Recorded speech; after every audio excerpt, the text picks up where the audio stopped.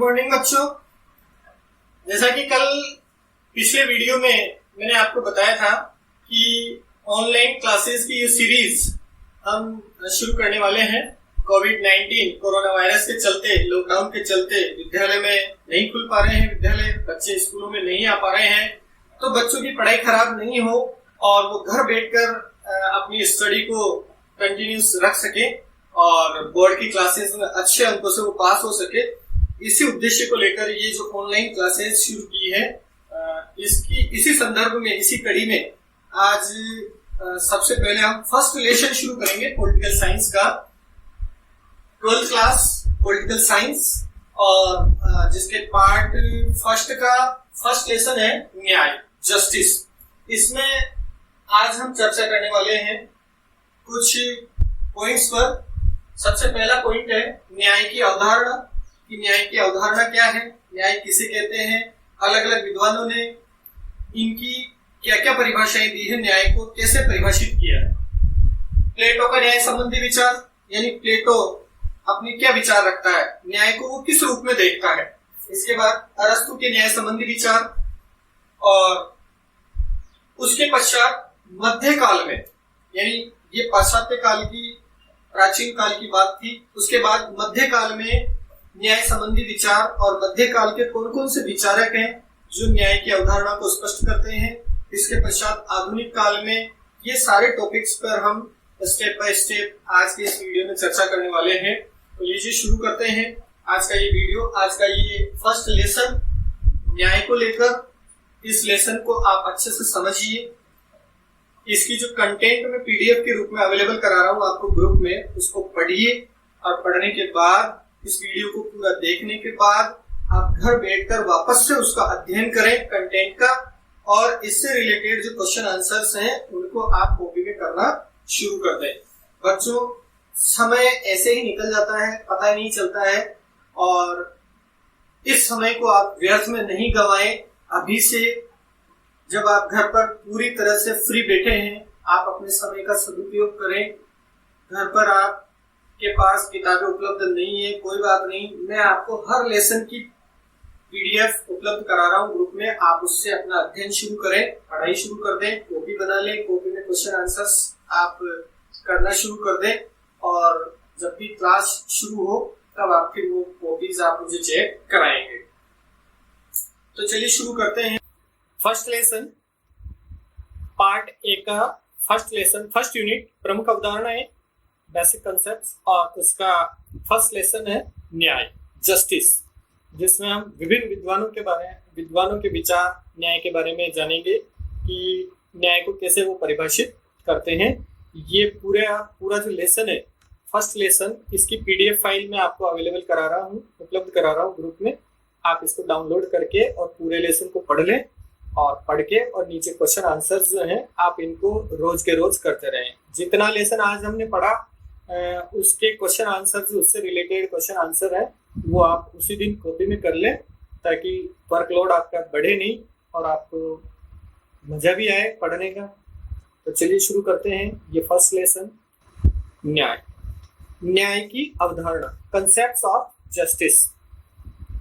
न्याय की संकल्पना प्राचीन काल से ही राजनीतिक चिंतन का महत्वपूर्ण विषय रही है। यानी बहुत प्राचीन काल से ही न्याय को लेकर सभी विद्वानों ने अपने अपने रूप में, अपने अपने तरीके से इसकी व्याख्या की है, और ये एक बहुत ही इम्पोर्टेंट टॉपिक भी रहा है चर्चा का। पश्चिम परंपरा के अंतर्गत न्याय के स्वरूप की व्याख्या करने के लिए मुख्यतः न्यायपरायण व्यक्ति, अर्थात यानी प्राचीन काल में जो आपने देखा होगा कि गांव का कोई मुखिया होता था, कोई न्याय करने वाला जो व्यक्ति होता था, उसी से न्याय करवाते थे। पूरे गांव में कहीं भी कोई मैटर होता था तो उसी के पास जाया करते थे। तो न्यायपरायण व्यक्ति अर्थात सच्चरित्र मनुष्य के गुणों पर विचार किया जाता था, अर्थात ये काम कौन करे, न्याय का काम कौन करे, तो उसके गुण भी वैसे होने चाहिए, तो उस पर भी विचार किया जाता था। इसमें उन सद्गुणों की तलाश की जाती थी जो व्यक्ति को न्याय की ओर प्रवृत्त करते हैं।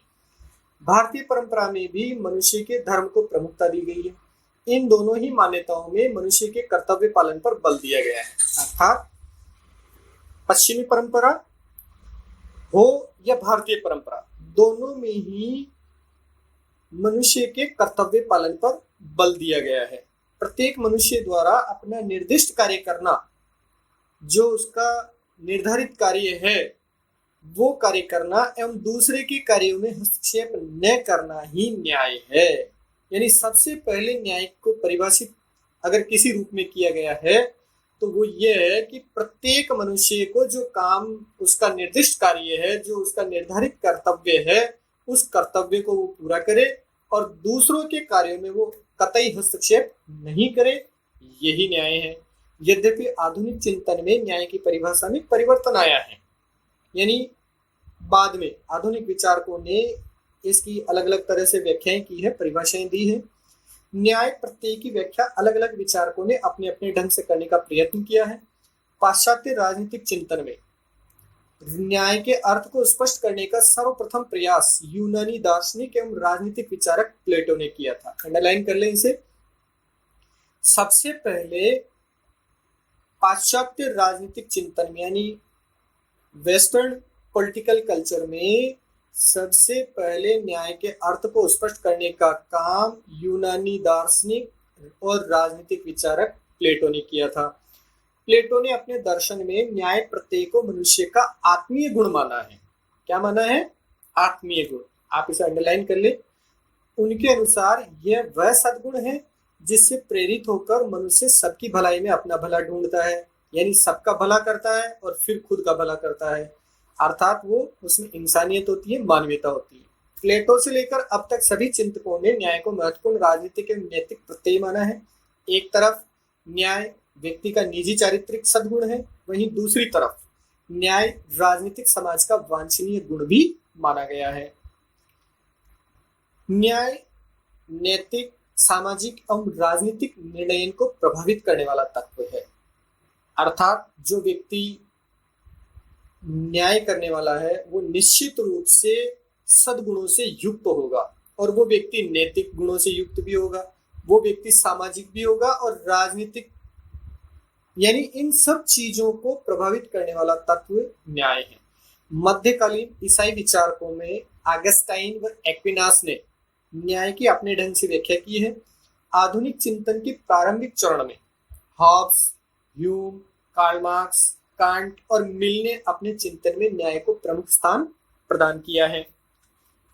समकालीन विचारकों में जॉन रॉल्स ने न्याय को नवीन स्वरूप में प्रस्तुत किया है। प्लेटो का न्याय संबंधी विचार। अब सबसे पहले हम बात करते हैं प्लेटो के बारे में कि प्लेटो ने न्याय की कैसे व्याख्या की है, प्लेटो का न्याय संबंधी विचार क्या है। Plato's concept of justice. Plato का न्याय से तात्पर्य है प्रत्येक व्यक्ति द्वारा अपना निर्दिष्ट कार्य करना और दूसरों के कार्यों में हस्तक्षेप नहीं करना।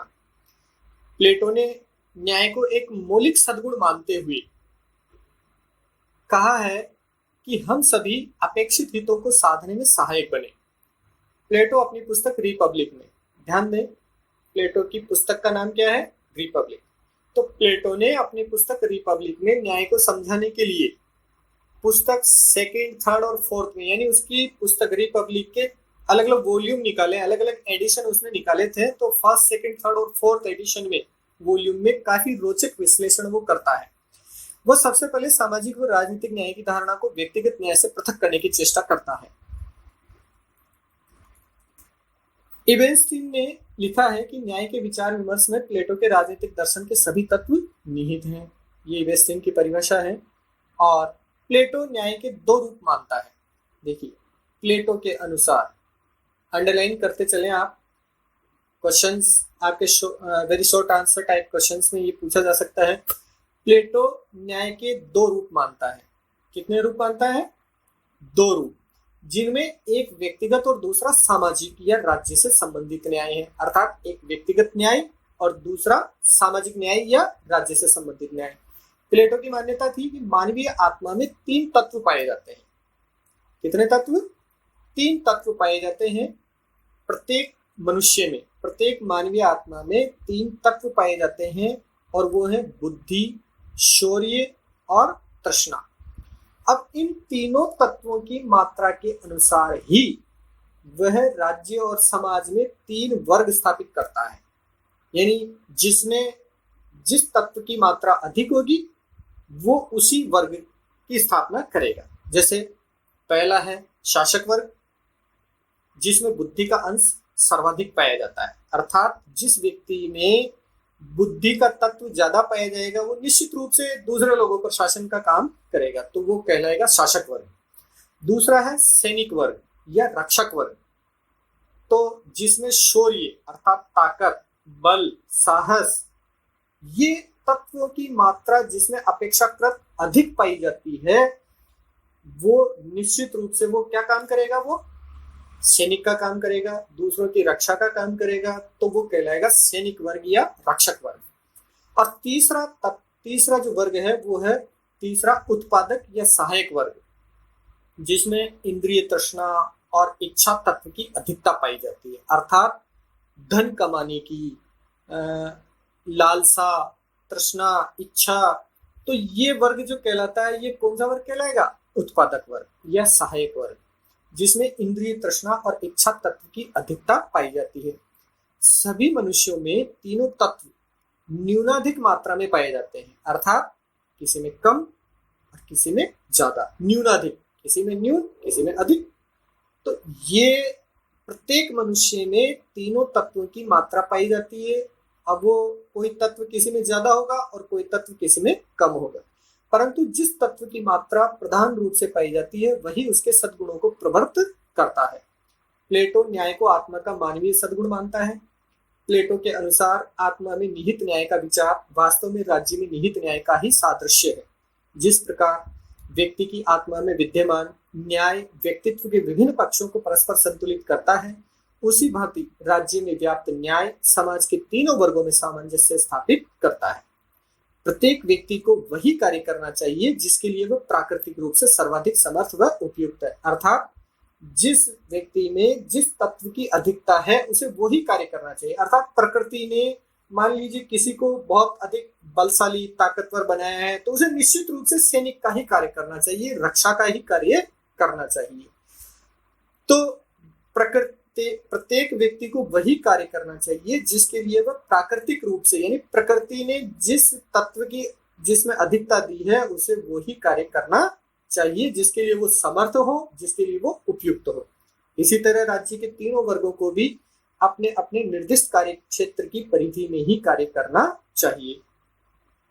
दूसरों के कार्यों में अनावश्यक हस्तक्षेप को प्लेटो व्यक्ति और राज्य दोनों के लिए अनिष्टकारी मानता है, चाहे वो व्यक्ति के लिए भी या राज्य के लिए, दोनों के लिए वो इस हस्तक्षेप को अनिष्टकारी मानता है। अर्थात व्यक्ति को दूसरों के कार्य में अनावश्यक हस्तक्षेप नहीं करना चाहिए। इन तत्वों की उपस्थिति के अनुपात में ही प्रत्येक व्यक्ति को अपनी योग्यता और क्षमता के अनुरूप आचरण करना चाहिए और दूसरों के कार्यक्षेत्र में हस्तक्षेप नहीं करना चाहिए। इस प्रवृत्ति को प्लेटो न्याय की संज्ञा देता है। प्लेटो ने अपने न्याय के सिद्धांत को एक नैतिक सिद्धांत के रूप में प्रतिपादित किया है, न कि कानूनी सिद्धांत के रूप में। अर्थात प्लेटो क्या कहता है, प्लेटो इसे नैतिक सिद्धांत के रूप में प्रतिपादित करता है कि मनुष्य में जिस तत्व की अधिकता होती है वो स्वतः ही वही काम उसे करना चाहिए। इसे कानूनी सिद्धांत के रूप में अर्थात राज्य के द्वारा बाध्यता के रूप में उसे नहीं करना चाहिए। उनका न्याय सिद्धांत कार्य विशेषीकरण के सिद्धांत पर आधारित है, जो प्रत्येक व्यक्ति को समाज के प्रति विशेष योगदान हेतु प्रेरित करता है। तो ये था प्लेटो के न्याय संबंधी विचार। और अब हम बात करते हैं अरस्तु के न्याय संबंधी विचारों के बारे में। अरस्तु जो कि प्लेटो का ही शिष्य था, तो अरस्तु ने न्याय को लेकर कैसे व्याख्या की है, कैसे उसकी परिभाषा की है। तो अरस्तु के न्याय संबंधी विचार प्लेटो के शिष्य अरस्तु के अनुसार, ध्यान दीजिए, अंडरलाइन कर लें, प्लेटो के शिष्य अरस्तु कौन था, प्लेटो का शिष्य। प्लेटो के शिष्य अरस्तु के अनुसार न्याय का सरोकार मानवीय संबंधों के नियमन से है। अरस्तु का विश्वास था कि लोगों के मन में न्याय के बारे में एक जैसी धारणा के कारण ही राज्य अस्तित्व में आता है। यानी राज्य का गठन कैसे होता है कि सभी लोगों के मन में एक जैसी धारणा होती है, वो सभी ये चाहते हैं कि हम सभी की रक्षा के लिए, हम सभी की साधन सुविधा के लिए राज्य का गठन होना चाहिए। तो सभी के मन में एक जैसी धारणा के कारण ही राज्य अस्तित्व में आता है। इस मानकीय धारणा के रूप में न्याय समग्र सात्विकता को प्रतिबिंबित करता है। प्रयोग क्षेत्र के आधार पर अरस्तु ने न्याय के दो रूप प्रस्तुत किए हैं। पहला है वितरणात्मक न्याय। अरस्तु ने दो रूपों में न्याय की व्याख्या की है। अरस्तु ने न्याय के दो रूप बताए हैं, अंडरलाइन कर लें आप। पहला वितरणात्मक न्याय और दूसरा सुधारात्मक न्याय। तो पहले हम बात करते हैं वितरणात्मक न्याय की, डिस्ट्रीब्यूटिव जस्टिस की। अरस्तु वितरणात्मक न्याय के अंतर्गत शक्ति एवं संरक्षण का वितरण, ध्यान दीजिएगा, अंडरलाइन कर ले। अरस्तु वितरणात्मक न्याय के अंतर्गत शक्ति एवं संरक्षण का वितरण व्यक्ति की योग्यता व योगदान के अनुरूप करने की बात कहता है। अर्थात व्यक्ति का समाज में जितनी उसकी योग्यता है, जिसमें जिसकी जितनी क्वालिटी है, जिसमें जितनी उसकी एबिलिटी है और समाज में कितना उसका योगदान है, उसके अनुरूप ही उसे शक्तियां प्रदान की जानी चाहिए और राज्य के द्वारा उसे संरक्षण प्रदान किया जाना चाहिए।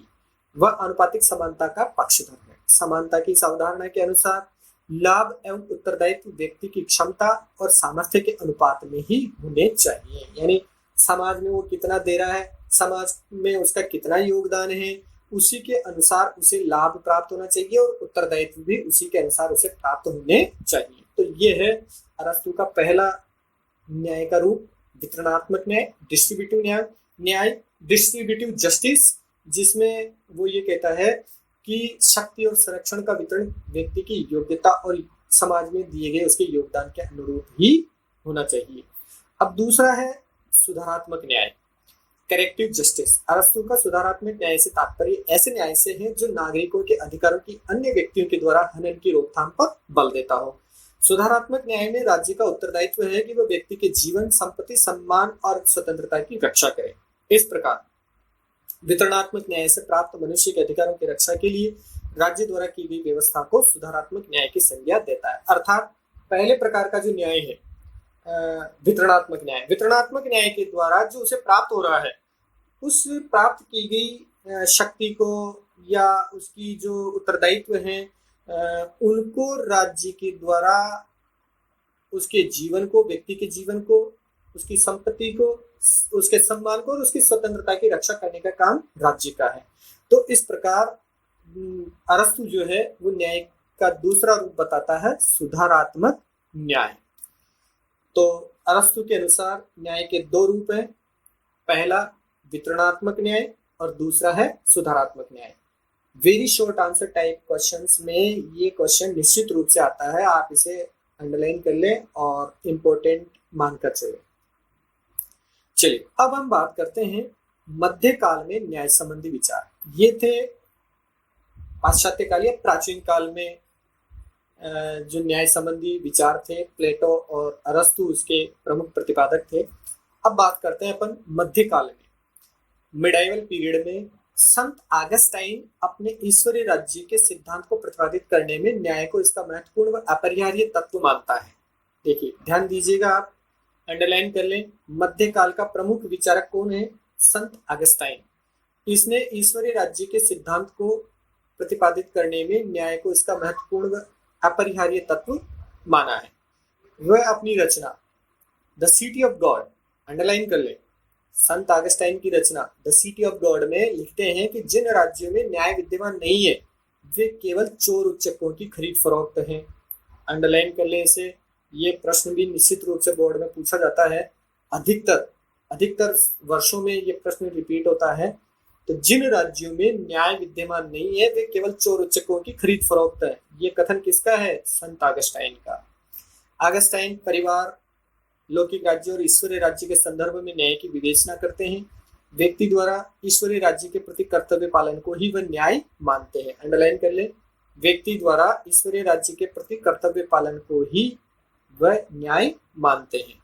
मध्यकाल में ही, देखिए मध्यकाल में मिडाइवल पीरियड में प्रमुख विचारक है संत ऑगस्टाइन और फिर उसके बाद है मध्यकाल में ही थॉमस एक्विनास। कानून व न्याय को परस्पर संबंधित मानते हुए न्याय की निम्नलिखित परिभाषा वो देते हैं। क्या परिभाषा देते हैं?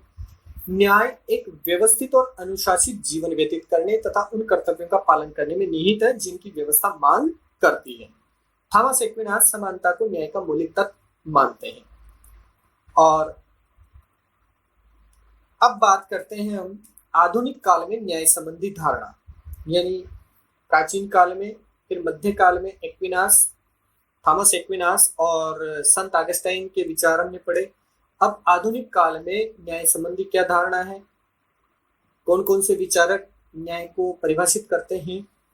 आधुनिक युग में डेविड ह्यूम, जिसका जीवन काल 1711 से 1776 है, ने यह मत व्यक्त किया कि न्याय का अर्थ नियमों की पालना मात्र है, अर्थात प्रत्येक व्यक्ति को जो निर्दिष्ट नियम बताए गए हैं, जो निर्दिष्ट कर्तव्य उसको दिए गए हैं, उनकी पालना करना है, क्योंकि अनुभव से ये सिद्ध हो चुका है कि ये नियम सर्वहित का आधार है।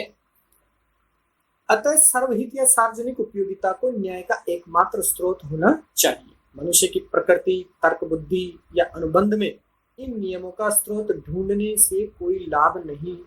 फिर उपयोगितावाद के प्रवर्तक जेरेमी बेंथम ने कहा, ध्यान दीजिए, अंडरलाइन कर लीजिए, उपयोगितावाद के प्रवर्तक जेरेमी बेंथम ने कहा कि प्राकृतिक कानून सरीखी शब्दावली यथार्थ मूल्यों को धुंधला कर देती है।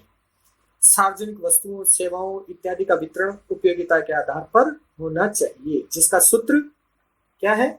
अधिकतम लोगों का अधिकतम सुख। जॉन स्टुअर्ट मिल ने न्याय को सामाजिक उपयोगिता का सबसे महत्वपूर्ण तत्व मानते हुए ये तर्क दिया है कि मनुष्य अपने लिए सुरक्षा की कामना करते हैं, इसलिए वे ऐसे नैतिक नियम स्वीकार कर लेते हैं जिनमें दूसरे भी वैसी ही सुरक्षा अनुभव कर सकें। अतः उपयोगिता ही न्याय का मूल मंत्र है। वर्तमान में प्राकृतिक कानून या कोरी उपयोगिता पर आधारित न्याय की संकल्पना में विश्वास नहीं किया जाता। वस्तुतः प्राकृतिक कानून के नियमों, प्राकृतिक अधिकारों या सार्वजनिक उपयोगिता के स्वरूप के बारे में कोई सर्वसम्मत मान्यता विकसित नहीं हो पाई है। आज न्याय के संबंध में केवल ऐसी संकल्पना को स्वीकार कर सकते हैं जिसका निर्माण जीवन के सामाजिक, आर्थिक, राजनीतिक यथार्थ को सामने रखकर किया गया हो। तो ये थे आधुनिक काल में न्याय संबंधी विचार, न्याय संबंधी धारणा। और अब आधुनिक काल में ही कौन कौन से विचारक, जैसे जॉन रॉल्स के न्याय संबंधी विचार हैं, जॉन रॉल्स के अलावा फिर भारतीय राजनीतिक चिंतन में न्याय की क्या अवधारणा है, भारतीय राजनीतिक चिंतन के अनुसार न्याय क्या है, न्याय के विविध रूप, ये सारी चीजें हम अगले चैप्टर में पढ़ेंगे। जैसा कि मैं पहले कह चुका हूँ, एक बार आप इस पीडीएफ को वापस से घर बैठकर पढ़ें, वीडियो को एक बार नहीं, 2 बार नहीं, 3 बार देखें, जितने आपकी इच्छा हो उतना देखें। तो चलिए मिलते हैं फिर इस लेसन के आगे के जो टॉपिक्स हैं उनको अगले वीडियो में, कल की क्लास में हम पढ़ेंगे। तब तक के लिए goodbye, best of luck, घर पर रहिए, सुरक्षित रहिए।